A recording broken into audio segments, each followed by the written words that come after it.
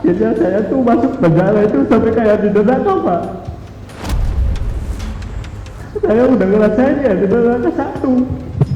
Bener-bener sampai nggak bisa pulang tuh, bener-bener. Sama Bang Jaka itu jam 4:30, saya mau pulang aja. Keluar dari kali, udah esok, Pak. Sampai saya jalan ke atas semua itu, ada yang nanya, maling apa itu? Orang pada ngomong, itu maling.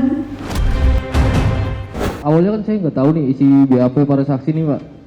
Terus saya dijemput di rumah, tiba-tiba saya diperiksa di kantor.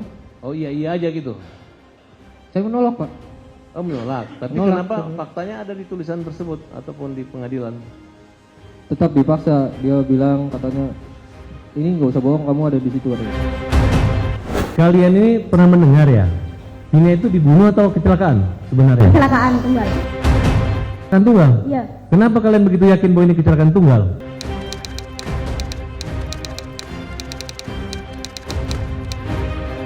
Kalau saya mendasari informasi dari saudara D sama A, yang mana dia melihat pada saat malam minggu ada upaya penganiayaan dan pengejaran.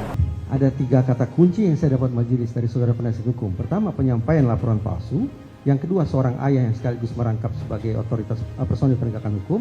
Dan yang ketiga, melakukan penyiksaan. Tentunya saya sebagai orang tua sangat merasa terpukul dan sedih dengan hilangnya anak kami. Dengan pangkat saya Bintara, apakah mungkin saya bisa mempengaruhi dari mulai penyidik, kejaksaan, bahkan pengadilan? Hal yang mustahil, apalagi dengan keadaan saya yang pas-pasan.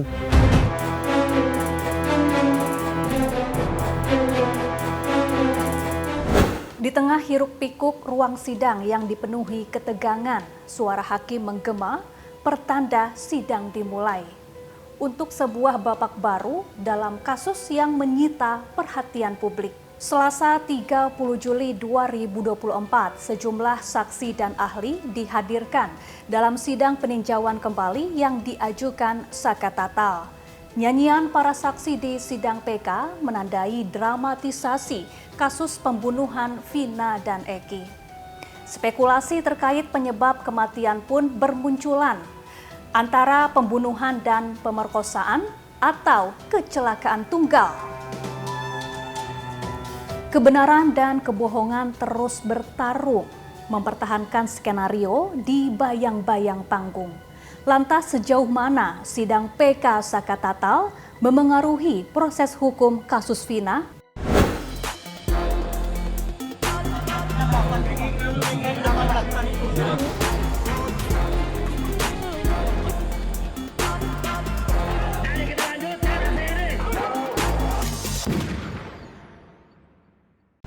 Mantan narapidana dalam kasus pembunuhan Vina dan Eki terus berupaya memperjuangkan keadilan lewat sidang peninjauan kembali. Pekan ini, tim kuasa hukum Saka Tatal menghadirkan sederet kesaksian baru yang digelar di Pengadilan Negeri Cirebon, Jawa Barat.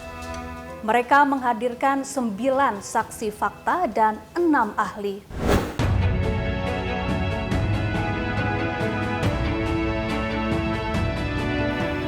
Saksi fakta yang dihadirkan dalam sidang PK Saka Tatal diantaranya Liga Akbar, 2 teman mendiang Vina, Mega dan Widi, kakak Saka Tatal Jaka, adik Saka Tatal Selis dan sepupu Saka Tatal Renaldi. Sementara ahli yang dihadirkan diantaranya psikolog forensik Reza Indragiri, mantan Kabareskrim Polri Susno Duaji dan ahli hukum pidana Mudzakir. Di hadapan majelis hakim, sepupu Saka Tatal Renaldi menceritakan penyiksaan yang dilakukan oleh penyidik terhadap dirinya dan Saka Tatal. Tangis haru pun mewarnai ruang sidang. Kamu pernah melihat Saka Tatal waktu dipukul? Iya, Di berapa kali Saka Tatal mengalami penyiksaan? banyak, sama banyak. Apa yang disampaikan? Dampak dari pemukulan itu harus mengakui atau apa? Harus mengakui, Pak. Padahal itu nggak tahu. Eka Sandi dipukul juga? Dipukul. Kan sampai remek, Pak, sampai jual jalan aja nggak bisa aja, Pak. sampai mau masuk ke penjara aja kan sampai pada ngesot Pak itu tuh. Udah darah semua Pak, udah nggak pada gimana ya, pada nggak kuat lah. Kayak udah binatang bisa tuh, saya tuh udah nyampe sana tuh Pak. Udah mau nyampe penjara aja saya udah dipukulin sama gembok, baru mau masuk itu. Habis pukulin gembok saya diminumin air kencing. 1 gelas gede, semuanya harus minum. Habis minum air kencing itu ada polisi yang bawa sendal heger, semua ditabokin. Ya akhirnya sampai remuk Pak. Ada ancaman kekerasan atau akan dibunuh atau? Ada, masih mending ditembak mati semua aja daripada kamu pada hidup. Ada polisi yang ngomong kayak gitu. Siapa yang paling jahat? Ya itu namanya, ada namanya kenal saya, orang 2 itu Pak. Namanya Aris Papua sama Gugun. Aris Papua sama Gugun itu paling kejam, itu yang ngebalsem saya, itu yang ngetum saya Pak. Itu orangnya. Bruniano? Akhirnya saya tuh masuk penjara itu sampai kayak di neraka Pak. Saya udah ngerasain kayak di neraka 1. Bener-bener sampai nggak bisa pulang tuh, bener-bener sama penjara itu jam 4:30 saya mau pulang aja. Keluar dari kali udah ngesot Pak. Sampai saya jalan ke atas gua itu ada yang ngajak. Maling apa itu? Orang pada ngomong itu maling. Saya bukan maling, itu positif Pak. Bukan maling, bukan apa, tapi saya disuruh maling. Akhirnya 1 bulan saya baru bisa jalan, bisa makan Pak. Semuanya Pak, relawan semua. Apalagi di dalam, saya nggak ada fotonya, yang di dalam ada fotonya. Dibilangnya bahwa saya nggak ngerasain sendiri, sakit Pak. Dulu saya nggak boleh Pak, bukan orang muda. Jadi udah tahu bilang apa. Ya trauma ada Pak, tapi ya agak berani sekarang Pak. Siapa orang yang menolong kamu waktu itu? Nggak tahu, itu polisinya baik, pakai baju bukan pakai dinas, pakai baju biasa. Akhirnya itu sore itu saya tuh dikeluarin. Tapi dikeluarin itu saya masuk lagi ke kanit, dimasukin kanit lagi. Yang lain borgol pada 2, saya 4. Tadi diganti 2 borgol Pak. Namanya kan sama Uci Tato. Uci Tato kan Vivaldi, sayanya Renaldi. Saya yang paling berat sana Pak, pelaku pertama. Bikin kayak gitu. Siapa yang membuat pukulan itu terhenti? Harus Papua sama Gugun Pak. Sama saya sakit itu dipukul sama orang 2 itu Pak. Apa yang dipikiran kamu waktu dipukulin? Masih mending mati daripada saya dipukul Pak. Sampai saya pulang ditembak 3 kali. Saya suruh lari, saya udah lari Pak. Saya di depan itu udah lari. Sampai pulang menjut Pak. Udah bok aja sama itu. Saya ngerasa apa ya Allah, gak ada keadilan.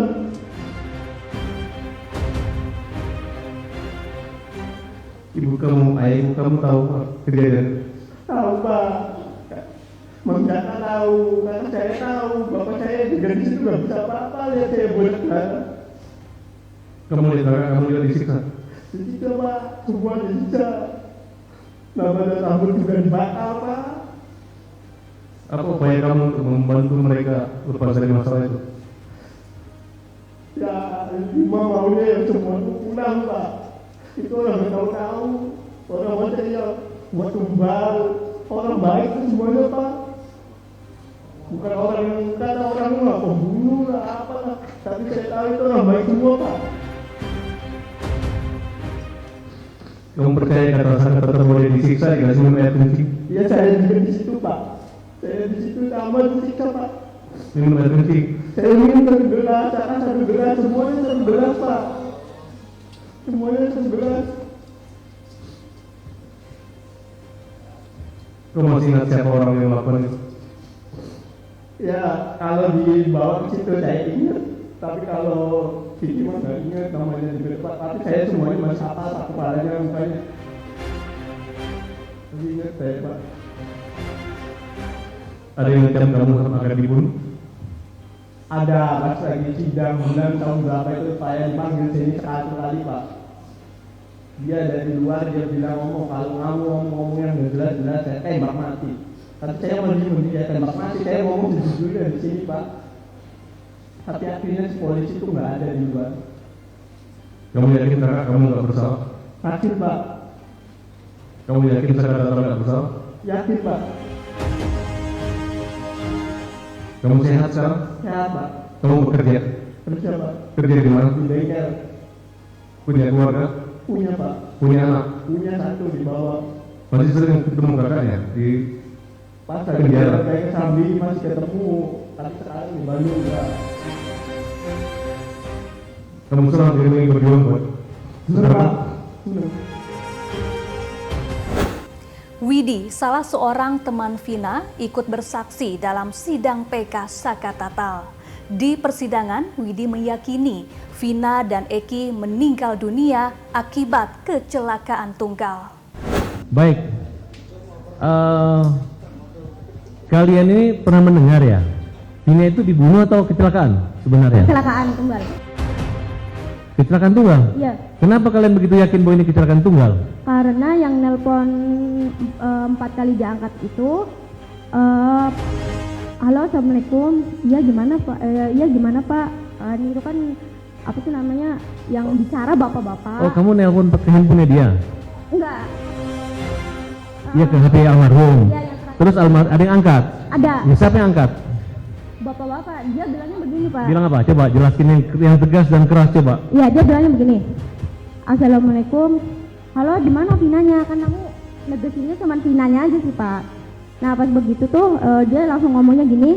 Assalamualaikum, saya dari Polsek Talun ingin mengabarkan kalau Ananda Vina sama Eki kecelakaan tunggal di di jembatan flyover Talun. Yang perempuannya dibawa ke rumah sakit Gunung Jati, yang laki-lakinya meninggal di tempat. Itu kamu yang telepon itu nomor Vina? Iya. Masih ada nggak nomor telepon atau handphone kamu yang zaman dulu itu? Wah, nggak ada itu sih. Nggak ada ya? Sementara saksi Mega yang merupakan teman Vina memberikan kesaksian terkait keberadaan Vina 1 hari sebelum kejadian. Mega membeberkan fakta baru terkait kondisi Vina yang saat itu sedang haid. Ada kejadian lain yang penting mungkin untuk disampaikan di sini? Mungkin ada hal-hal yang sifatnya apakah kondisi namanya perempuan kan tahu mungkin waktu itu dia lagi sehat, mungkin lagi berhalangan. Lagi haid, Pak. Lagi haid? Ya. Maksudnya lagi haid menstruasi? Ya. Jadi pas siang dijemput sama aku sama Mega, kira-kira nyampe rumah aku tuh jam 2, kurang lebih jam 2 Pak. Pas begitu baru masuk ke dalam rumah, si Meganya ke WC, si Vina tuh bilang begini Pak, Wid ada uang nggak? Dia bilang begitu. Aku minjem dong 50 aja buat beli pembalut sama beli Indomie 2. Ini kesaksian baru terungkap di sini, karena kalau disesuaikan dengan hasil labkrim atau visum itu memang ada pendarahan aktif itu. Saya nggak tahu, nanti kita akan sampaikan ke saksi ahli nanti. Tapi kalian yakin bahwa ada Vina waktu itu lagi haid? Iya, yakin Pak. Yakin Pak, karena saya nyuci darahnya. Nyuci Kan gimana? jadi saya tuh pulang kan dari main sama pacar saya, kurang lebih jam 10, saya balik lagi ke rumah Widi. Saya kan maaf mau buang air kecil. Nah, di situ ada celana dalam sama pembalut, tapi itu masih banyak darah, Pak. Nah, kan kalau saya orangnya jijik bukan jijik, risih gitu tuh, Pak. Risih, saya siram-siram. Nah, itu tuh ada juga conditioner Sunsilk warna kuning punya saya, soalnya habis. Saya kan sambil marah-marah, soalnya saya belum pernah pakai sama sekali, tapi kok udah habis. Ini pembalut punya siapa? Jorok banget, kebiasaan, nggak pernah dicuci atau ini gitulah, Pak. Nah, terus kata Widi, itu tuh anak itu, gitu Pak. Masih seputar sidang PK Sakatatal, Liga Akbar, salah satu saksi yang mencabut BAP kasus Vina pada tahun 2016 silam, menjelaskan fakta yang sebenarnya terjadi. Liga mengaku dipaksa oleh penyidik untuk mengatakan bahwa dirinya berada di lokasi kejadian. ketika saudara membuat berita acara itu, apa yang saudara katakan dari kebohongan itu? Kan kalau misalnya saudara tidak ada di situ, berarti tidak ada cerita apa-apa, ya? Ya betul Pak. Pada kenyataannya saudara ceritakan bahwa ada kejar-kejaran, Ya, ada lempar-lemparan. ya betul Pak. Nah, itu termasuk yang saudara cabut. Ya itu yang saya cabut Pak. Baik. Waktu itu saudara sempat di BAP. 2016 ya di BAP. Siapa yang dampingi waktu itu? Tidak ada sama sekali Pak. Siapa yang mengarahkan isi BAP-nya waktu itu? Sehingga ada cerita bahwa ada kejar-kejaran dan lempar-lemparan. Penyidik Pak. Penyidiknya namanya siapa? Saya lupa. Ada Rudiana waktu itu? Oh, seingat saya tidak bertemu Pak Rudiana di situ, tapi ada teman saya 2 itu dia bertemu katanya. Intinya itu arahan Rudiana. Tidak tahu saya Pak. Ya, maksud Anda, saudara mau mengatakan bahwa ada peristiwa yang tidak sebenarnya terjadi yang Anda alami dan tidak Anda ketahui, kenapa bisa ada tulisan seperti itu di berita acara itu? Awalnya kan saya nggak tahu nih isi BAP para saksi nih Pak. Terus saya dijemput di rumah, tiba-tiba saya diperiksa di kantor. Oh iya aja gitu? Saya menolak Pak. Oh menolak, tapi Menolak. kenapa faktanya ada di tulisan tersebut ataupun di pengadilan? Tetap dipaksa, dia bilang katanya, ini nggak usah bohong, kamu ada di situ katanya. Ada ancaman? Ancaman atau teror atau intimidasi? Hanya bilang begitu saja sih Pak. Berarti kamu dalam keadaan terancam dan ketakutan begitu? Pasti Pak. Apa yang membuat moral atau hati kamu sehingga kamu punya niat untuk berkata jujur? Oh, saya tidak mau fitnah Pak. Pasti dosa besar itu Pak. Setelah 8 tahun kamu menyembunyikan fakta itu, berbohong, kemudian menyadari bahwa itu adalah fitnah. Pasti Pak. Kamu nggak tahu bahwa resiko kamu melakukan itu ada resiko ancaman pidananya? Tidak tahu Pak.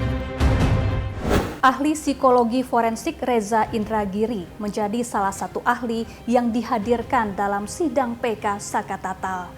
Menurutnya, jika benar Ibtu Rudiana menyampaikan laporan palsu, terlibat dalam penganiayaan terhadap terperiksa dan mengalami konflik kepentingan, maka Ibtu Rudiana telah melanggar kode etik profesi Polri.